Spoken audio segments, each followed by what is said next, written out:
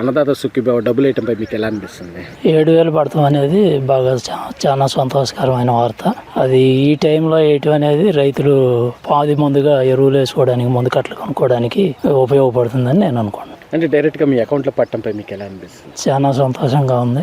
ఇవాళ ఎంత అయినా ఎక్కడికి వెళ్ళినా డిజిటల్ పేమెంటే కాబట్టి మందులు కొట్టుకెళ్ళినా, పచారీకి వెళ్ళినా, దేనికి వెళ్ళినా డైరెక్ట్గా అకౌంట్లో పడటం వల్ల చాలా సంతోషంగా ఉంది. అంటే ఇప్పుడు ఇలాంటి సాయం చేయటం వల్ల మీకు ఏమైనా భారం ఏమైనా తగ్గిద్దండి అంటారు? మరి 10,000 అయ్యే కాడ ఇవాళ 10,000 అవుతుంది. ఏదో ఎరువులు ఏదో కొనుక్కొచ్చుకోవాలన్నా, లేదా దఫా పురుగు మందులు కొనుక్కొచ్చుకోవాలన్నా 7,000 వచ్చేస్తున్నాయి కదా. రైతు వాటాకు 3,000 వేసుకుంటే ఇప్పుడు ఒక కోట మందులు కానీ, పై మందులు పిచికారీ కానీ ఉంటుంది. అంటే గవర్నమెంట్ రైతులకి ఇలాంటి పథకాలు తీసుకురావటంపై మీకు ఎలా అనిపిస్తుంది? చాలా సంతోషం అండి. ఇంకా భవిష్యత్తులో ఇంకా మరిన్ని పథకాలు తీసుకురావాలని ఆశిస్తూ బాగా ధన్యవాదాలు చెబుతాను చంద్రబాబు గారికి ఎట్లాంటి పథకాలు తేవటం. డ్రిప్ ఇరిగేషన్ కానీ అప్పుడు గతంలో ఏమన్నా జరిగింది? అసలు ఏమన్నా డ్రిప్ ఇరిగేషన్ తెచ్చిందే బాబు నాయుడు గారు. ఇప్పుడు ఫస్ట్లోనే అప్పుడులో 70% సబ్సిడీ ఇచ్చేవాళ్ళు. గత 4 ఏళ్ళు జగన్ గారి గవర్నమెంట్లో ఒక్క రైతుకు కూడా డ్రిప్ ఇరిగేషన్ అనేది ఇవ్వాలి.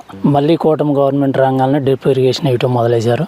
దాదాపుగా ఇప్పుడు మళ్ళీ 10% మంది రైతులు మళ్ళీ ఉపయోగించుకున్నారు. ఇంకా రానున్న 4 ఏళ్లలో చాలా మంది రైతులు ఉపయోగించుకుంటారు దీన్ని. మాదంతా మెట్ట ప్రాంతం. 90% పొలం డ్రిప్ ఇరిగేషన్ మీదే సాగు అయింది. ఓ 10% బోర్ల మీద నీళ్లు పెట్టుకునే వాళ్ళు ఉంటారు. ఆ డ్రిప్ ఇరిగేషన్ వల్ల చాలా మందికి చాలా ఉపయోగపడుతుంది. అంగుళం నీళ్లు వచ్చే బోరు కూడా అదివరకు నీళ్లు పెడితే ఎకరానికే వచ్చాయి. ఈ డ్రిప్ ఇరిగేషన్ తీసుకురావడం వల్ల 3 ఎకరాలు 4 ఎకరాలే సరిపోతుంది, ఏది అంగుళం నీళ్లు కూడా. దానివల్ల చాలా సంతోషం, చాలా ఉపయోగంగా ఉంది.